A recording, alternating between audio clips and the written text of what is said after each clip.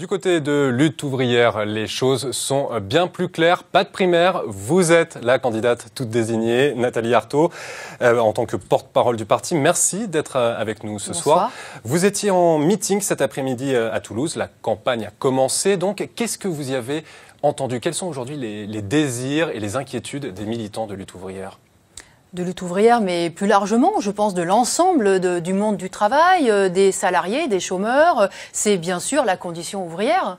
C'est ce chômage de masse, c'est aussi une intensification des cadences de partout, dans toutes les entreprises. Ce sont des salaires qui suffisent pas pour vivre, ce sont des petites retraites. Donc c'est exactement ce que nous voulons faire entendre dans cette campagne. Et j'appelle les travailleurs, effectivement, à faire entendre leurs intérêts dans cette campagne. On voit très bien que les candidats que vous avez cités tout à l'heure, de Marine Le Pen jusqu'à François Hollande, ils raisonnent tous du point de vue du patronat. Ils aspirent tous à gouverner pour le compte de cette grande bourgeoisie. Donc il faut que les travailleurs se fassent entendre dans cette élection. C'est la deuxième fois que vous vous présentez à l'élection présidentielle.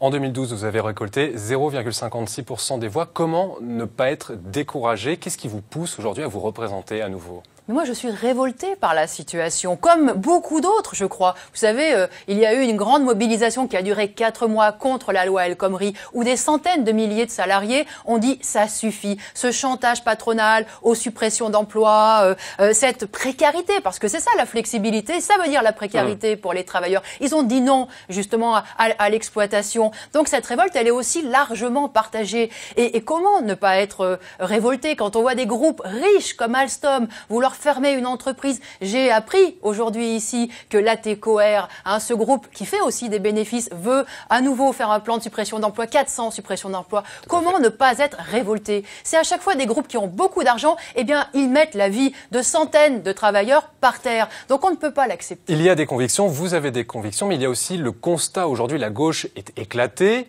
de toutes parts. Est-ce qu'il ne serait pas un geste fort de votre part que de dire que vous vous rassemblez dans une grande gauche? Non. Écoutez, inenvisageable. En 2012, on nous a déjà expliqué ça. Il fallait se rassembler, la gauche, pas se diviser, etc. Parce qu'il y aurait pire si la droite arrivait au pouvoir. Là, tous les sondages donnent Marine Le Pen au second tour. On a eu François Hollande. On a eu François Hollande en 2012. François Hollande a continué la politique de Sarkozy. Et ça n'a pas été moins pire pour les travailleurs, ça a empiré. Parce qu'effectivement, la crise, elle est payée exclusivement par le monde ouvrier. Alors à chaque fois, on nous explique qu'il y a toujours pire. Donc il faut se taire. Il faut se taire et toujours se raccrocher à quelqu'un dont on sait pertinemment qu'il va finalement finir par nous attaquer comme les autres. Donc non, il faut arrêter avec ce chantage. Il faut prendre la parole au premier tour. Voilà. Pour terminer, se rallier à la gauche, donc on l'a compris, c'est inenvisageable. Midi-Pyrénées est une terre forte de gauche historique. Est-ce que vous espérez que justement des déçus du socialisme vous rejoignent? Moi, j'espère que oui, tous ceux qui sont écœurés de voir que justement il y a tout un spectacle politicien, une alternance, mais qui ne change rien, eh bien, fassent entendre leurs intérêts de travailleurs. Nous allons appeler à un vote de conscience ouvrière, à un vote ouvrier, parce que ça préparera justement les luttes qu'il va falloir mener pour se faire respecter du patronat. Merci beaucoup, Nathalie Arthaud, d'être venue nous voir ce soir. Merci à vous. Merci.